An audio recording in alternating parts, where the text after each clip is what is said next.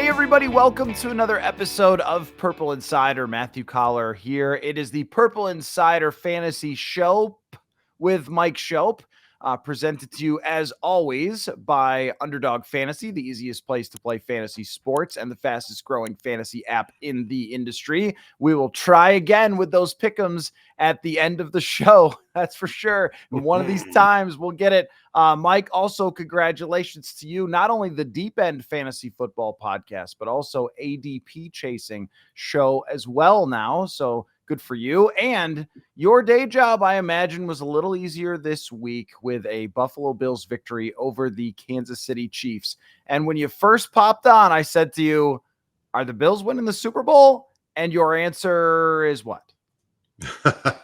Well, first, as you know, it's not as simple as they win, work is better / easier. It's actually easier when they lose, because then everybody wants to talk about why they lost. And this team, really, for the most part, apart from the playoffs, for 4 years, going on 5, has been such a dream that there really just isn't that. At one point yesterday, I got so bored on, this is Tuesday, that I just started talking about how Kansas City is so bad. And, if Patrick Mahomes were actually good, wouldn't he have more passing yards right now than Aaron Rodgers does? And, but I forgot about their running back, which is so threatening, with Kareem Hunt, who was out of the league. They really are bad on offense. And so Bulldog, my co-host, of course, for many years over there, was like, I don't think they're bad. And he sort of danced with me, what are you talking about? I mean, they're not bad. They're the 2-time defending Super Bowl champions. They deserve a certain respect here. And one guy called in and he's like, you guys talking about how bad Kansas City is? And the guy went off and hung up. And then Bulldog's like, you see, this is why I pushed back, because I didn't say that. And, at least I got a segment out of it. I got an hour out of it, basically. Are they going to win the Super Bowl? Maybe. Right now, they're the third choice behind Detroit and still Kansas City. I do like the Bills, Matthew, for their chances at the 1 seed. I mean, they're pretty healthy. And I think the key is, Kansas City has Carolina this week and then the Raiders, and it sort of, you look into it and it looks soft. But they end with Houston, at Pittsburgh on Christmas Day, at Denver. And at least those last 2 games on the road will be against teams that probably will have a lot to play for. Whereas the Bills, who have the Niners next after a bye, and then the Rams, and then Detroit, at the end, they go Patriots, Jets, Patriots, where I think you're playing backups mostly at that point. And that's better. So I think if the Bills can make it, it's such a big difference, such a big advantage if you get the 1. If they can make it to week 15 within a game of the Chiefs where they'll have the tiebreaker because of head-to-head and no one else is there, like Pittsburgh loses a couple, then they're very live. I don't know. I don't think without the 1 seed they'll make the Super Bowl, though. I just don't think they're really that great. I mean, they're not bad at anything, but they're not, except for Allen, they're not great at much either. Somebody will make it, though, I'm pretty sure. Every year someone does. The odd thing about football and these teams that have all-time great quarterbacks, which Josh Allen has put himself, in my mind, there. We are watching greatness, is that it's not always the best version of those teams that end up going and winning the Super Bowl. There were better Indianapolis Colts teams than the one that won the Super Bowl. And maybe they don't even win the Super Bowl if it's not a monsoon and they ran the football as well as they did. I mean, with the Bills, I think maybe the 2019 version is the best version of that team. Offense, defense, just the way that Allen was playing. I believe that was the best year of his career statistically. And you get 13 seconds away and it doesn't happen. But this year, the landscape is just wonky as heck. The Baltimore, all the statistical people keep telling you, no. Baltimore is amazing. Don't worry about the losses. And then they can't score against the Pittsburgh Steelers, who are now 8-2. And you go, I don't know, man. They are not really impressing on a weekly basis, especially on defense at times. So that team is pretty flawed. Kansas City, as you mentioned, I think that they are kind of dragging themselves to these victories by throwing a bunch of short passes and trying to play defense until they could get some receivers back. It's not that impressive. And I think statistical people like you and I would go, that usually doesn't work. And I saw it in 2022, they win all the one-score games. I know Mahomes pushes that needle more than almost any other quarterback ever, but Philadelphia did this last year where didn't they go 10-0? It was like, oh, it's Philadelphia. It's a bunch of close wins, but they're the Eagles. They're good. But in the playoffs, eventually that could come back to get you. The Texans were supposed to be this juggernaut team. They added Danielle Hunter. They're going to be so good. They're pretty good, but they're not unbelievable. And if you have the best quarterback, and that Amari Cooper thing is going to pay dividends eventually, making that move, I think that they've got the best chance to go there's like how it falls, the seedings and the matchups will have so much to say. Like the Ravens could end up being the 5, in which case they go at Houston, say at Buffalo, at Kansas City. Forget it. Like they're not winning all 3 of those games. So they're in trouble for this already. And they have the Chargers on Monday night, and they have the Steelers again. They have Philadelphia coming up. Like they have it hard. So yeah, I mean, that has a lot to do with it, but just the Bills are, when it comes down to it, they look pretty good. It's going to be who out of the AFC? Buffalo, Kansas City. Can anybody else make it? Is anybody else good enough to enter that conversation? I mean, maybe it has to be the Steelers next or the Ravens, depending on how the AFC North plays out. So I don't know. It's fun though. Like this was supposed to be a team in Buffalo that was in transition. They didn't have cap space this year. They traded Stephon Diggs and they let Micah Hyde, Jordan Poyer go, Trey White out of their secondary, and they have gotten away with it. But I agree on the whole one-score game point. I was railing against this yesterday. What right did the Kansas City Chiefs have to deserve being considered immune to that, rule, if you will, in the NFL?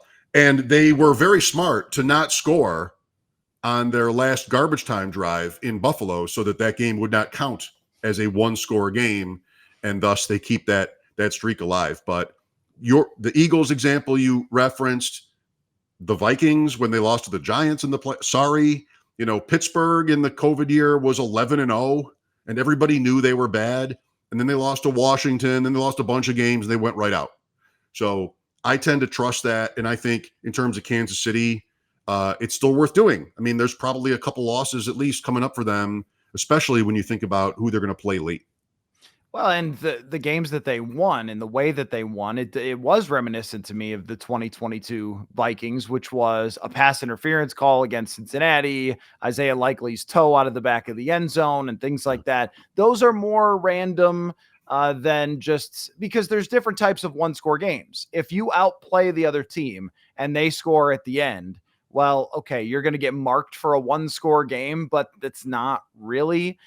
And they've had some of those. They outplayed the Raiders for most of that game. It ends up a one-score. But there's also, Tampa Bay not going for 2 at the goal line. I think it's also who they've played their one-score games against. And this was similar in 2022 with the Vikings, where they played close with New Orleans with Andy Dalton starting, and Washington with Taylor Heineke starting, and the Jets with Mike White. You go, I just don't know if that means you're going to beat the best teams in the NFL. And the Bills, when the Bills have played bad teams, they have often boat raced them. I mean, They destroyed the Tennessee Titans, who the Vikings destroyed in the first downs and somehow gave up a 98-yard touchdown. And that looks closer than it was. But that's just something that Kansas City hasn't done. And I'm definitely okay with believing that the quarterback is going to make it way more likely that Mahomes could win those one-score games than, say, Cousins over and over and over and over again. But to the point where you can do it through a whole playoff run against the best teams, playing the best football with all lasers pointed at one team, it's just hard to believe that they're strong enough to actually do that. Friends, gifting is hard, but here's a hint. Give the gift of connection from US Cellular. Not sure what that means? Here's a slightly more specific hint. You could choose 4 free phones and get 4 lines for $90 a month from US Cellular. Your family wants new phones? How do we know? They told us. The good news is that compared to wrapping presents, you're great at taking hints. So take a hint and get 4 free phones and 4 lines for $90 a month. US Cellular, built for us. Ready to kick off some extra fun on football Sundays? Grab Catan and keep the action going off the field. While Minnesota's football teams are crushing it, you and your crew can build, trade, and outsmart each other in the ultimate game of strategy. Whether it's during halftime or between big plays, Catan brings a whole new level of competition and excitement to your game day. Visit CatanShop.com and use the coupon code PURPLE to get a 10% discount off Catan for a limited time. Again, CatanShop.com, coupon code PURPLE to get a 10% discount on Catan for a limited time only. Well, this is when you need to win your championship or championships, is when it sort of sets up right for you. Like the Tennessee game for the Bills was rough for a half, and then they just sort of flexed their muscle and, ran away with it. Indianapolis thought it was brilliant to leave Joe Flacco on the field on critical short yardage, 3rd and 1, 4th and 1 kind of stuff in the second half. They forgot the quarterback they had on the sideline. That's almost like what Allen is, which is like sort of automatic. And wasn't that amazing to see Richardson? You and I were on the stream last week at this time, and that news broke right at the end of our show that Richardson was going in. It could not have gone more perfectly for him. And I think I would say also the team with that happening. I mean, he's running over guys for touchdowns, including one in the last minute to win the game on the road when they were down 5. I mean, they needed that. And we were just talking about last week, 2 weeks ago, whether he was tough enough, like he's tapping out. Last year, he got hurt all the time. Is he going to run like that? Is he going to be physical? Are they going to want to protect him? All that, at least for 1 week, went away with his performance. He made great throws in that game, too. I mean, I don't know. Maybe the Vikings were lucky to not see Richardson 2 weeks ago. But, I'm here to talk fantasy football as well. And Richardson has been such a big flag plant for a lot of us with the athletic ability, the way that rushing stats for quarterbacks give you such an advantage over the guys like Flacco or like even a Russell Wilson or a Burrow. I mean, Burrow's having a great stat season, but the running edge you get from these quarterbacks who can run like Allen, of course, is massive. And so Richardson is, I think, all the way back, just they won the game. Any little thing that went differently there could have changed that. And maybe you have the national media, Colts fans even wanting to sort of, let's just squeak into the playoffs. Let's put Flacco back in.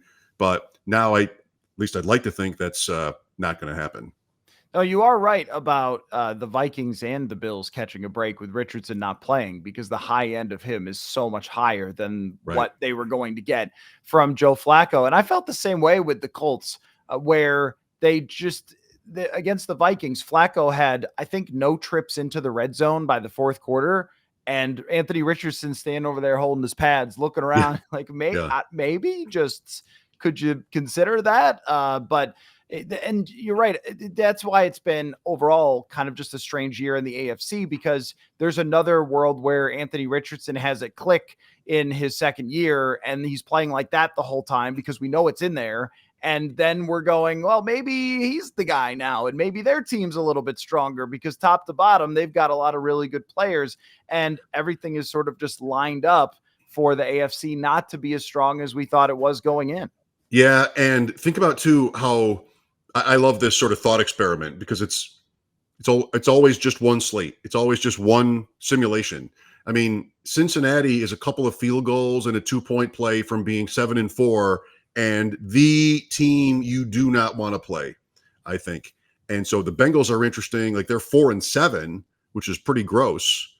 I mean, they're not going to win every game coming home. If they lose their next game after the bye this week, then they're maybe just like packing it in. I don't know, but they're dangerous. I mean, Burrow is an interesting discussion for even the MVP award, but he'll never win it. Like, the MVP is never on a team that loses half as many games as Cincinnati will lose this year. But I mean, the numbers are great. So yeah, I mean, teams like Pittsburgh or Denver or even Indianapolis are 2 or 3 of those teams are going to be in the playoffs, right? The Chargers, I guess, are in this club too, where they don't seem that dangerous, but these are the teams that are going to have to do it if they're going to sort of upset the apple cart and keep a Kansas City or a Buffalo or even Baltimore out of it. And the other good break for the Bills was Miami and Tua getting hurt and him being out, because if he's in the whole season, maybe that's more of a race. Let's talk about the Vikings and Bears through a fantasy lens here, because there's a lot of skill player matchups happening. Sam Darnold just bouncing back from what happened in Jacksonville has really solidified himself now as having a top, not necessarily fantasy top 10 season, but top 10 to 15 season overall in the NFL. And Caleb Williams is a product of the panicky world of football. Poor Shane Waldron has to take the axe, but then Caleb plays better. You get the coach firing boost from that. And I don't know what I'm supposed to think of it. He definitely played better. He didn't light the world on fire. They still end up coming short in that game because the Packers, you should love what the Packers did, by the way. Did you see what they did? They broke every possible rule to block the field goal and just said, flag us for it. What difference does it make? It's a very makeable field goal. So we're going to push, we're going to jump over the center, and we're going to do everything you can't do and see if they call it. And they didn't. Well done, Packers. That's the rule hack. Didn't we talk about that last week with the Chiefs? How the Chiefs, go ahead, take your chances. I mean, you're going to make the kick. So if I get away with a infraction, it's worth trying. So yeah, I don't know what to make of that game. Green Bay didn't even run 50 plays, and they still won. And they barely won. It wasn't like Chicago turned the ball over every possession or anything like that. There was progress from Williams that I think you needed to see it because here's this next round of generational prospect quarterback guy, and it was just miserable. So I think there's life there. I mean, as a fantasy player, I certainly hope there is, because as I think I've told you, my biggest vulnerability this year in underdog best ball is the Bears offense. I mean, I was in on everybody, and DJ Moore was a 3rd round pick, and Keenan Allen might have been rounds 4 or 5, and then Odunze in 6 or 7, and then Kmet in 8 or 9, and Swift in there too. It was a pretty likable bet. And we talk about how an underdog in the big tournaments, you want to know the playoff matchups. They play Seattle. Their schedule is terrible. They have Minnesota twice here coming up, and Detroit twice, and San Francisco. But they did have Seattle in 17, which seemed like the kind of game, if the weather isn't ridiculous, that could be a shootout. Anyway, I think the Bears have a little bit of juice at home in this game. I mean, the total is 39.5. It is late November. It's not like anybody's expecting to be a shootout, but I think there was a good step last week with Williams. Get the ball out. They got a breakaway touchdown from DeAndre Swift. What one change they made last week, by the way, again, in terms of fantasy, but also the real thing, is Roschon Johnson got a little bit more of their running back workload, and he is definitely their guy, inside the 5. So that might be something to think about. I think Johnson, for the first time all season, is somebody you can play with 6 teams on bye in a flex position because of what last week's trends were. Minnesota, you tell me, we reverse jinxed Jordan Addison, right? Well, kind of. Yeah, he got 8 targets, but a couple of them he wasn't able to bring in. And then he had an easy touchdown, but got cramps midway through the route. He was running. He beat his guy off the line of scrimmage. Darnold puts it up. And when you watch on the film, you're like, oh, that's going to be an easy. And what happened there? And he didn't play the rest of the game. So, I guess lucky for them, it was only cramps, but he did get involved more often though. And I think that they know that that's really important. And here's something to pay attention to for fantasy for these Vikings receivers as we go forward. They cannot run the ball anymore they will not be able to run the ball anymore. You can forget about that happening. Like Aaron Jones is still going to touch the football, but they can't run it. When you substitute the best left tackle in the league at run blocking, not named Trent Williams, for Cam Robinson, who's a good pass protector, and shout out to him for showing up here and playing well over the last 3 weeks on a trade, but the man can't really run block.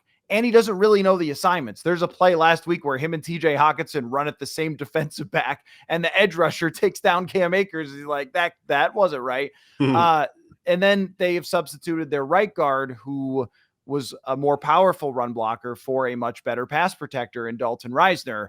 And the overall result is they're just not going to get pushed against anybody. The Bears got some big dudes up there, and that's going to have to mean, I think, the short passing game comes alive for the Vikings, almost similar to what happened with Kirk Cousins in 2022, when Dalvin Cook fell off the side of the earth as far as hitting the age curve midway through that season, and they just had to throw 40 passes a game. I feel like that's what's coming here for Darnold. It's not going to be game manager Darnold who throws 25 passes and 15 of them are play actions. It's going to have to be stand back there and let it loose. And he did last week and did really well, but that makes it a little more nerve-wracking, I think. Yeah, and really, like we've talked about, of course, just how Minnesota has this really interesting present and then perhaps complicated future. And this is the kind of game where now we're getting into the weather games. I know the Vikings play indoors, but at Chicago, sort of that it's, you would know better, at Chicago, at Green Bay, these are like those games where a quarterback, when it's, when the season is live, can really either impress or fall apart. This is really a big test for him. And so if you predict the kind of game where he is going to be challenged like that, I mean, yes, Cam Robinson, but he's got about as good of a setup as you could ask for around him, coaching Jefferson, Addison, maybe Hawkinson. Jones never misses a game. I mean, he's always in the tent, but he never misses a game. So it's promising for Minnesota. And if Darnold isn't somebody that can, because they've gotten away with it, right? Jacksonville and Tennessee, where like it's okay, it'll do. They're winning these games. You still want to see those kind of ceiling games, if you will, that would make you want to invest in him, whether that's Minnesota or some other team next year. And so it's really like all on the line for him. He's made it to almost Thanksgiving, where his team is good. His season has been very good. I think most of the analytics are smiling on Darnold. Now, what can you do from here? And that's what it's one of those where we're not even going to think about what's happened already when it comes to him at the end of the season. It's really what happens from here, I think. I completely agree, because these last 3 matchups have just been a snooze fest for everybody. AFC South, let me know when it's over and we're on to Chicago, and it really felt that way. But something did happen in Tennessee for him, and when he's been good at times during his career, good during this season, and then there's dips. But he played really, really well in that game. And I don't think Tennessee's defense is a joke. I think that their offense is a joke, which is the reason that they've given up so many points. They chased him around. He made plays out of structure. He had a few what I would call Mahomes meme type of, where people will send a clip and, well, if Mahomes did this, the national media would never stop that. Like, there was probably 4 or 5 plays that were kind of like that for Darnold. And it was a huge bounce back. And what I have been so impressed with, and I had no idea about him until he got here, is that every time we're all ready to go, there he is. There's Samuel Darnold. There's the guy that played for the Jets. The next game, the next series, the next whatever, he seems to come back strong. And it was his highest graded PFF game against Tennessee. And after watching the film back, 5 drops, dropped a clear touchdown from our guy, Jalen Naylor, who is just gone off the map. So it's been a fascinating thing to watch, but they're set up to play Chicago twice, which won't be easy. And then you have Arizona, you have Atlanta, you have Seattle. These are all real games against some quarterbacks who can play. On Caleb Williams, how much, as far as a production standpoint, would you factor in that he is playing against Brian Flores' defense, which has been really hell on inexperienced quarterbacks. Yeah, that's big, right? I mean, I wouldn't want to have to start Caleb Williams in a one quarterback league this week in that situation. So that's one way to answer your question. When I think about him, I think of it more in terms of fantasy football, at least, again, in more of a long-term dynasty asset kind of context. And I mean, you've got Jaden Daniels, who has stopped being as productive as a runner, at least lately, with a rib injury, maybe playing into that. You also have Bo Nix, who is putting up like big. You would take Bo Nix's season for Caleb Williams right now. If you had it stat wise, at least, you'd feel really good about you feel like the affirmation that, all right, this is the guy that was worth drafting at first overall. Whereas so far, you can blame coaching and different things. He's got the receivers too. They're healthy, and it hasn't really happened yet. So what their, again, step forward was last week was when it was looking really bad 2 weeks ago that got the offensive coordinator fired. He was taking the snap and then just getting out of there. Like it looked like he didn't know what he was supposed to do. And whether that's necessarily the coach's fault, that can be debated, but it might have been. They ended up making that change. And last year was just a little bit easier. That's what you're going to want to do when you make a coaching change, is scale back. Let's just keep it simple and make your first read, get rid of it, if you can. And they didn't win the game, but it was not as messy. So what happens in this matchup? It's sort of like a contrast where you have that maybe you have a little bit of growth and the simplification of their offense versus a team that maybe more than any other team in the league right now is kind of known for being able to wreck your offense. It should be good. Yeah, I can expect a lot of the fronts that have 7 guys lined up right on the line of scrimmage, and you have to guess which guy is coming, where he's coming from. We saw Tennessee just in hell last week trying to identify that, as Will Levis took a bunch of sacks. Even though he played pretty well in the game, still the sacks are such drive killers, and that's what Brian Flores relies on, even if he's going to give up a 98-yard touchdown every once in a while. That can happen. The Bears receivers, this has been a little bit of a Vikings Achilles heel, is when the other team has good receivers. And Matthew Stafford, of course, can get it to Puka Nacua like Caleb Williams probably won't be able to. But this receiving unit going into the season was talked about as a rookie quarterback drafted number 1 has never had a group of receivers like this. It seems like Odunze has come along. Yeah. DJ Moore, a big disappointment. And then Keenan Allen has to be one of the more disappointing players in the whole league.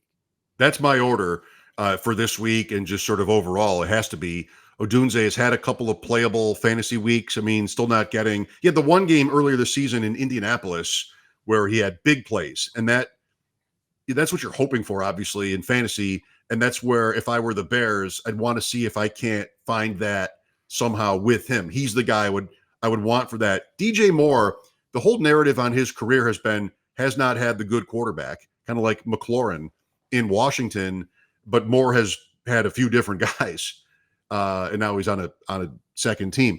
So I think where you'd want, I mean, I'm not an offensive coordinator, but I think where you'd want him is intermediate, maybe a little bit like a Diggs role where, he's a great route runner, separator. That should be where you get your value out of DJ Moore, which in fantasy, it should be fine. I mean, there should be a pretty high floor there. There really hasn't been, though.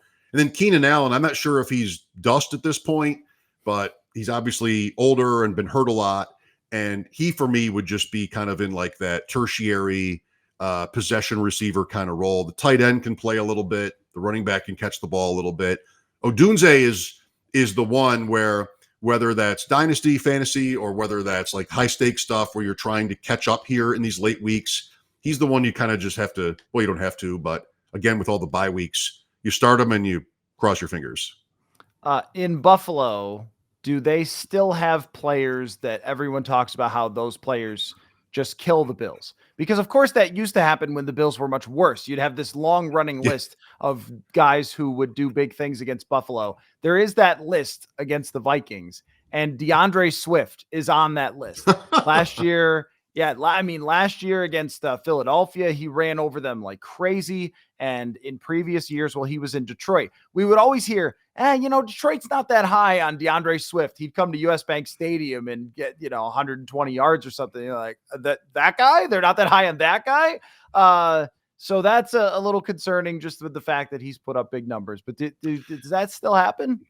I mean, I'm not big onto that, like sort of what is it, the helmet? The schemes are different, the coaches are different, the players are different, but it's funny how that falls sometimes. In Detroit, the story was that his running backs coach didn't like him, Deuce Staley, I think it was, and just didn't trust Swift to hit the holes. Just sort of, this is what we need you to do on this play, and he's bouncing it outside and maybe trying to take it to the house. Then you have Jamal Williams that year leading the NFL in touchdown rushes. So then he goes to Philadelphia. You can't make it work as a running back one on that offense. That's not great. So then now to Chicago that spent pretty big money on him right away, like the first minute, I think, just about a free agency. I don't know. I don't love the player. I think, again, we saw last week, they moved Johnson into some of his workload. They traded Khalil Herbert, who was kind of a extra part, if you will, in that offense. He went to the Bengals, so it's a little bit cleaner there with Swift and Johnson. Swift is probably a fantasy start, but I don't think it feels good. Well, and the Vikings have the best run defense in the league, and that's another part of it. But if anybody's going to take it apart, it's this guy. Throw him in your pick'ems, Matt. If that's how you feel, right. Throw him in your pick'ems. Maybe I will. Not too expensive. So I wanted to ask you about the Detroit Lions because I feel like we've reached the fever pitch where we've just decided that the Detroit Lions are the Super Bowl and it's who they're playing, not whether they're going to get there. And I do value blowing out bad teams. You can't value it as much as beating good teams, but it does deserve its attention when the Vikings win 12-7 over the Jags and then the Lions beat them 57-2 or whatever it was. How do you describe the strength of the Lions? Because I guess I look at them as they're one of those juggernaut teams that has to kind of not screw it up and fall apart. But we've seen that type of team that's better than everyone else, have that happen or peak too early, if you will, if you want to throw that type of cliche out there. Where do you stand on what they're doing?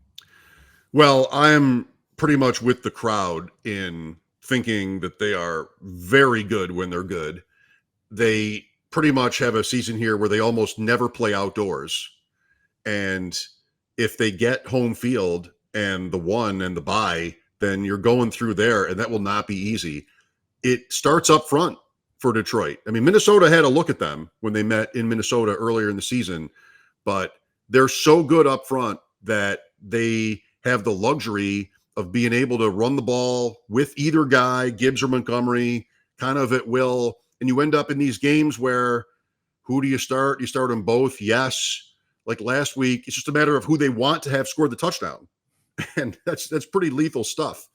Amon-Ra St. Brown had a big game last week, even in a blowout, which is also fantasy-wise, like that's pretty reassuring. You don't assume that with a receiver when a team is that dominant. Laporta missed the game. Laporta is an interesting one at tight end because he was just about almost the first tight end taken this year in best ball, second or so. Kelsey was in there too, McBride, but Laporta was an early second round pick in tight end premium. And a lot of fantasy analysts did not like the value there because of the touchdown efficiency that he ran last year. Like, well, that's not going to continue. So this year, injury notwithstanding, he's in a great offense, but that has been proven correct. Like there's not sort of that upside yet, at least with him. And he's not a tough start because tight end, anybody can give you a 0, but it hasn't gone as well as we would have hoped. Yeah, I think, we'll see what happens in December. They only have, 2 or 3 games on their entire schedule outdoors. They have Chicago on Thanksgiving Day coming up. It's Indianapolis this week where the Colts are going to try an interesting move, Matthew. They're going to try to look like the Lions. So they have these alternate uniforms that are pretty close to the Lions blue and a blue helmet. I don't know if I think they've worn them one other time, but they're gonna try that move. Well, maybe Jared Goff will be confused. He did throw 5 interceptions. Everyone is too blue in sports. Just not back here. Not back here. Too many blue jerseys. Yeah, no, that's that some of the classics where they actually used colors, but then they bring the Texans and Titans in, and they're like, you know what we need is more jerseys that are indiscernible from every other jersey. Anyway, not the point. But I am curious to see how Anthony Richardson plays against them. Their defense has been better than I thought it was going to be this year. You know what it feels like? It feels like the Lions are on their 98 Vikings kind of season where for what it all just comes together. Every single thing works. Every trick play works.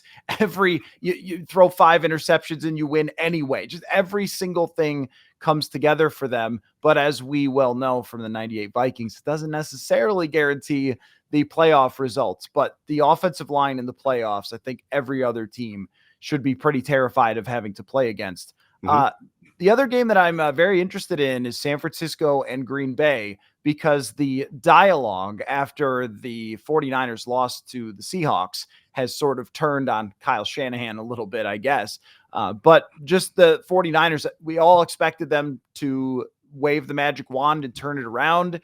When you lose a bunch of players to injuries all the time, there isn't a good way to maybe fix that. And I don't think Trent Williams is what he was even last year, which has hurt them. Now Purdy is banged up a little bit. They're going to Green Bay. It feels like San Francisco's last chance to make something happen here. It's getting close. 5-5 at Lambeau and then at Buffalo on Sunday night the following week. So that'll be interesting. Little bit of age. Right, maybe that's a little bit too easy of an analysis, but with Williams, right, and Kittle missing last week, and Debo is just he's always a little bit hurt. Ayuk, of course, gone for the season. Fantasy, well, McCaffrey, let's not bury the lead. McCaffrey's missed the first, most of the season, had a couple of games since where I think he's probably fine. But Jawan Jennings in fantasy football has been really productive. It seems like Purdy looks to him. And so not a big name, not a blue chip guy or anything like that, but somebody I think you can trust here in your lineups going forward. Yeah, it's been a trying season, I think, for them so far at the Packers. I think it's been a trying season for the Packers too, but their record is much better, and they have home field here. So that's one of the more interesting games of the weekend for sure. And as the Vikings and Vikings fans over these last couple of weeks have been annoyed that they haven't won by more, I mean, the Packers barely survived the Bears, and then they kind of barely survived the Jaguars just a few weeks before that. They've had some close games that they've had to pull off. They do not have a very impressive point differential. I think it's plus 37 to be 7-3. And it just feels like if San Francisco wins this, they can find a way to hang around in a race of teams that are all mediocre in their division. Whereas if the Packers don't win this game, it might be a little bit tougher for them to have a good playoff seed. I don't think that they could get knocked out of the playoffs, but it is possible. It starts to become possible if they don't win this game and they go to 7-4. They've got a matchup late in the season with the Vikings as well. This is just a game that I think is really going to draw my attention. As far as that as well, not drawing my attention so much is Thursday Night Football. Although I do want to thank the folks at Amazon for having a Thursday night football game in its truest form, which is just something that no one actually wants to watch, with one team that's really down and miserable, and the nation does not care about how hysterical Jameis Winston is to watch football. And so that's what we've got. So why don't we take a look at our pick'ems for the week on Underdog Fantasy? Reminder, the easiest place to play fantasy sports, and also the fastest growing app, which I have right here in front of me, and a very easy to use app. And if you use the code PURPLE, you can help the show and also play along with us each week, or fail along with us each week as it has gone with the pick'ems. So you get a special pick and first time deposit offer up to $1,000 in bonus cash. So even if you do have the same luck as us, you can have the bonus cash to maybe lighten the pain there. Must be 18 or older. Terms apply. Concerned with your play, call 1-800-GAMBLER or ncpgambling.org. This is the week for us on Thursday night. Wouldn't you say, Mike? This is the week. I'm feeling it. This is our week. Who doesn't love some bonus cash? And wow, what a hype job you did on this game. The Steelers, what do they have to do? What do they have to do? It's unwatchable. Also, by the way, Thursday in Cleveland, high of 40 and wet. So get ready. It's gonna you and your domes.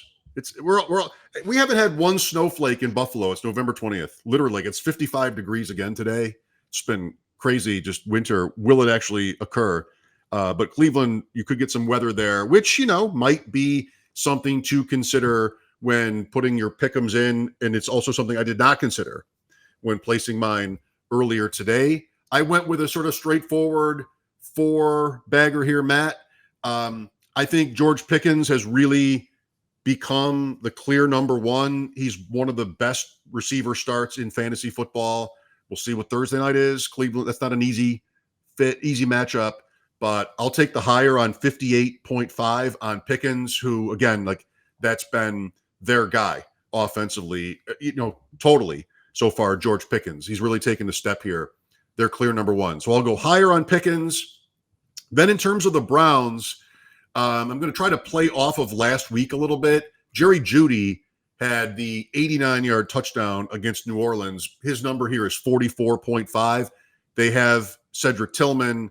They have Njoku. They have Elijah Moore. They also have Nick Chubb back here. He's been for a couple of weeks against the Steelers, where he was injured in prime time last year. I could see them trying to force that a little bit more. Not that it will necessarily work, but I'm going lower on Jeudy. Too many options there and just too erratic of a player. 44.5 is the number on him.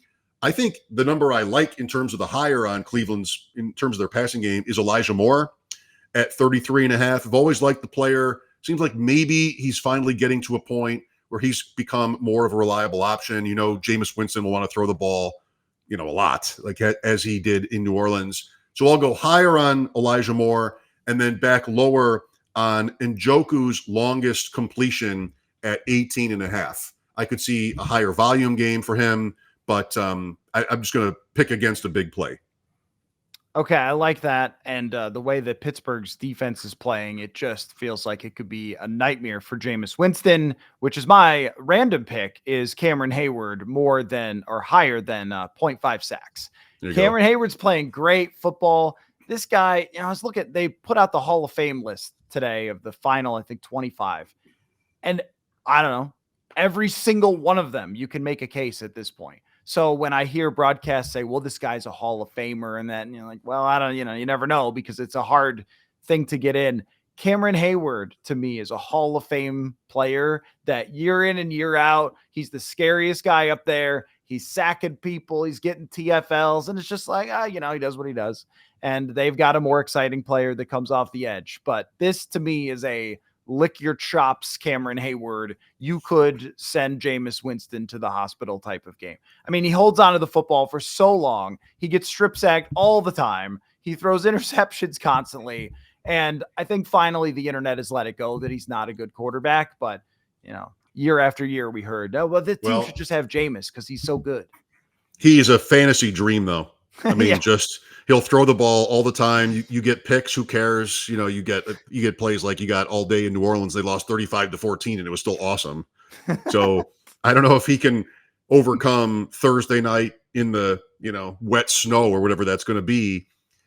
Look, this is one of those games. We had a Jet game against Houston on a Thursday night earlier this year where it stood out for, I think it was 6-2 versus 2-6, but the Jets were favored.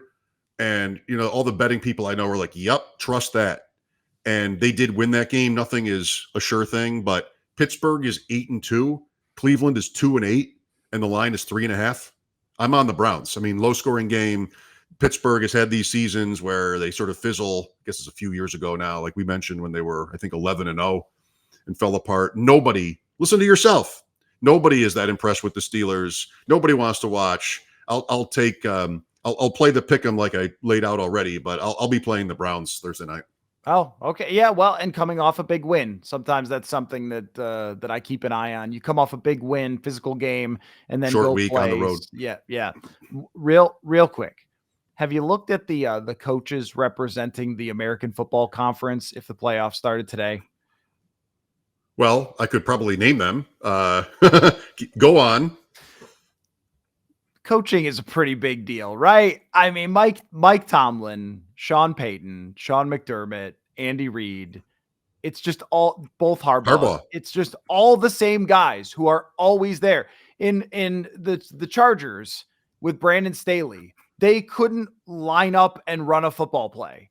And now, I don't know if Jim Harbaugh's he must be a great coach, right? I don't know, but their team has a system and they are organized and the quarterback is playing the right way. And it's just like, there it is. And Bo Nix, who every draft analyst thought should be a 5th round draft pick and loves Spencer Rattler for some freaking reason. And there he is. Sean Payton drafts him and now he's playing what? Like, it looks good. I talked to Sean McDermott on Monday and I also saw him on Saturday, just to name drop a little bit, but we talked on Monday and our show got a lot of feedback about it because he just seemed so relaxed when we had McDermott on when he was new here. I don't know. I'm not saying that I, as the questioner, couldn't be at fault, but he seemed more defensive, and that would make logical sense because he had not really, if you will, arrived in the league yet. Now, what he seemed like on Saturday, how he sounded on Monday, just, of course, they're coming off that win over Kansas City, but just sort of very easygoing about it. I went and looked up his career, and he is 16th all time, according to Pro Football Reference, in win percentage with a minimum of 50 games. He's well past that. The 3 active coaches above him are interesting. It's not Reid, it's not Tomlin, it's not John Harbaugh. It's Jim Harbaugh, who is 5th all time, period, in win percentage as a head coach. Then you have Sirianni in Philadelphia and LaFleur in Green Bay. So McDermott has done an excellent job here, and there should be some really interesting, there always are, playoff matchups. I like the NFC a little bit more because I think in the AFC you have a top tier, and then you could have, some 8 or 9 point spreads in the wild card round, whereas in the NFC, it could just be pretty random looking. Like, is Arizona going to win their division? Is Atlanta? And you could have road teams like the Packers or the Vikings. That's not, it's pretty close to likely even at this point that 1 or 2 of those NFC North teams goes on the road in the first round and could even be favored. How'd you like Minnesota at Kirk in the first round? Yes, we take that right now? Oh, I was having a conversation with the wife last night about that. So was I. Just really? We had the same conversation. No. I was like, it just feels inevitable that we're going to Atlanta for Vikings and Kirk, doesn't it? I mean, you take it, right? And especially I was thinking about it because I had a huge rant on the show this week where I yelled, "It could have been you," about Atlanta. I mean, minus 30 point differential, 6-5 record. The quarterback has good stats. The defense doesn't have any players because it couldn't afford any. Where have I seen this before? And I was like, you know what Atlanta needs is Andrew Van Ginkel, Blake Cashman, Jonathan Grenard, and Stephon Gilmore. Oh, wait, they can't afford them. They can only sort of try to trade for an angry Matthew Judon. But anyway, at least for now, that's somebody else's problem. But it just feels like a collision course because the Vikings probably aren't going to move from their spot. Atlanta can win that division. Tampa Bay is a really easy schedule, though. I think they have Carolina twice the rest of the way. So look at Evans back. Yeah. Yep. And NFC West, I think if I'm the Vikings, I just want to see the 49ers scuffle on home. Like that's a team that, they have the pedigree that's the proverbial team you don't want to play probably, but like Arizona, wouldn't you rather do that? So Arizona or Seattle, definitely way over the Rams or San Francisco. You don't want to face quarterbacks who've gone to the Super Bowl for sure. Right. Oh, football. So much fun to go. Anyway, it is. And we'll be doing it each week here, as we always have on the Purple Insider Fantasy Show. So thank you for your time, and we will talk again soon. Okay, thanks.